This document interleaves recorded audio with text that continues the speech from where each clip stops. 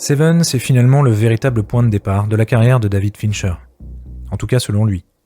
Il rejette en bloc son expérience sur Alien 3, suite à des conflits permanents avec les producteurs.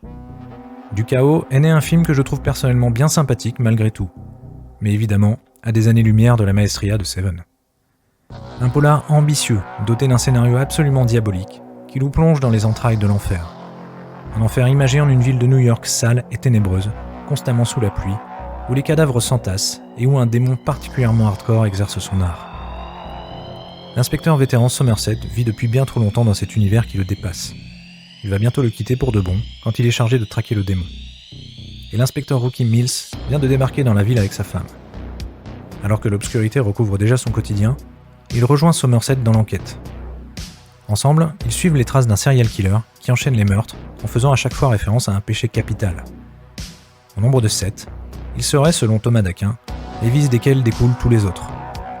Somerset et Mills doivent arrêter l'artiste de la mort avant que celui-ci n'achève son œuvre.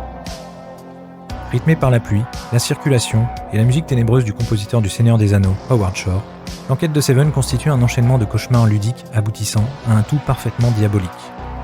Chaque découverte est proprement sordide, résultat d'une minutie et d'un travail sur le long terme étourdissant. C'est aussi repoussant que fascinant, toujours surprenant et absolument passionnant.